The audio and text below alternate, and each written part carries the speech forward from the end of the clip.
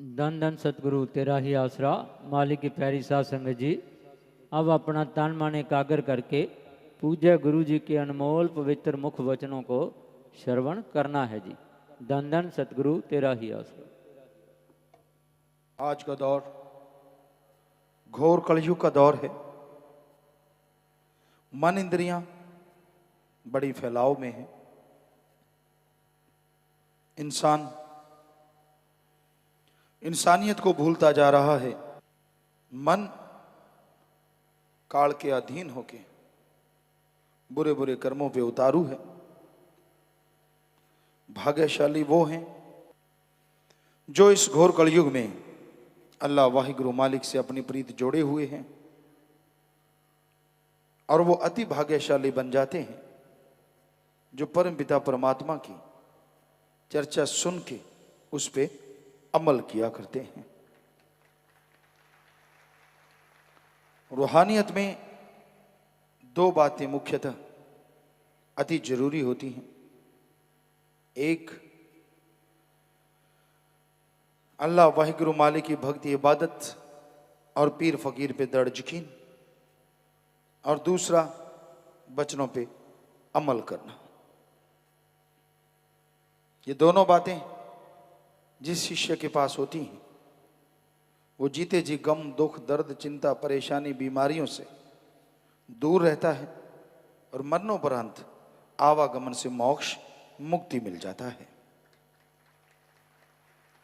तो रूहानियत में बेइंतहा सुख है, बेइंतहा खुशियां हैं, पर बुल्ले शाह वाली बात है, कख ओले लख है पे।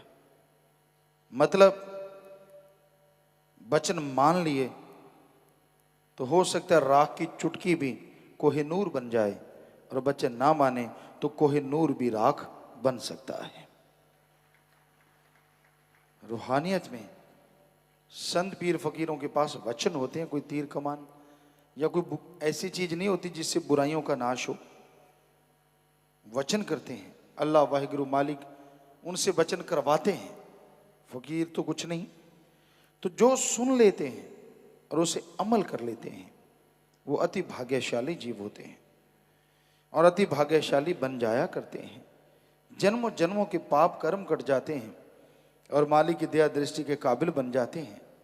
बरसती हुई मूसलाधार रहमो करम की बरसात उन्हें नजर आने लगती है, और वही नहीं, उनके इर्द गिर्द वाले यानी परिवारजन वो भी खुशियों की महक से महकते रहते हैं। तो इस कलयुग में मालिक का नाम जपना है तो मुश्किल, लेकिन असंभव नहीं है। आप गपशप मारो, टाइम का पता ही नहीं चलता। आप चुगली निंदा करो, कभी अड़चन ही नहीं आती। दूसरों की टांग खिंचाई करो, कोई रोकने वाला ही नहीं है।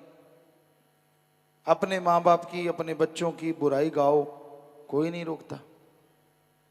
लेकिन जब राम अल्लाह वाहिगुरु गॉड खुदा रब की भक्ति करनी हो तब मन रोकता है, तब सुमरण नहीं करने देता, तरह तरह के विचार पैदा कर देता है, गुमराह करता है, अंदर से गलत ख्याल आता है, और फिर कहते लंडे नु खुंडा 100 को तो टक्कर दे। मतलब मन के मारों को मन का मारा कहीं ना कहीं मिल जाता है, और इंसान उनकी बातें सुन के अपने पीर फकीर की तमाम खुशियां तमाम चीजें भूल जाता है। तो फकीर यही कहते हैं, सत्संग सुनो और अमल करो। जब तक सत्संग सुन के अमल नहीं करते, खुशियों से दूर रहोगे, अंतःकरण में खालीपन रहेगा, मालिक की दया में रहमत आप पे नहीं बरसेगी। अगर उसकी रहमत चाहते हो, उसकी कृपा दृष्टि चाहते हो, तो आप सुमरन जरूर किया करो। ये घोर कलयुग है, कोई भरोसा नहीं, चलता चलता मन का बहावी हो जाए। आप बैठे कहीं और हों, अंदर ख्याल कुछ और हो, दिखते कुछ और हों, अंदर मामला कुछ और हो, कुछ मालूम नहीं पड़ता, क्योंकि मन बड़ा शातिर है। इसलिए मन से लड़ना ही कलयुग में सच्ची भक्ति है। और मन से लड़ने के लिए तन मन धन से सेवा करो और राम नाम का जाप करो। ये दो ही तरीके हैं जिससे मन से लड़ा जा सकता है। अपने अंतःकरण की मैल को साफ किया जा सकता है। और जैसे दिलो दिमाग का शीशा साफ होगा, मालिक के साक्षात दर्श दीदार आप कर पाएंगे और खुशियों से लबरेज हो जाएंगे। तो अपने आप की सफाई के लिए, अपने आप को पवित्र करने के लिए राम नाम से बढ़ के कोई दूसरा उपाय नहीं है। इसलिए सुमरण के पक्के बनो, जरूर सुमरण किया करो। कम से कम आधा पौना घंटा सुबह, ऐसे ही शाम को। कभी ना भूलो कि ये याद रखो कि मैंने ये सुमरण करना ही करना है। जैसे सुबह उठते दूध पीना, चाय नाश्ता लेना भूलते नहीं, जो भी कुछ आप खाते हैं वो भूलते नहीं, उसी तरह याद रखो कि अल्लाह वाहिगुरु राम का नाम लेना भी कभी नहीं भूलना। अगर ये बात आप दिलो दिमाग में बिठा लेंगे, जिंदगी में कोई टेंशन, कोई परेशानी नहीं रहेगी और मरणोपरांत आवागमन से मुक्ति 100% होगी। ये आप देख भी सकते हैं कि मरणोपरांत कैसे मुक्ति होगी। लगातार सुमन कीजिए, परमार्थ कीजिए, वचनों और व्यवहार के सच्चे बनिए, तो सुमन के द्वारा आप अंत्यकरण में सब देख सकते हैं।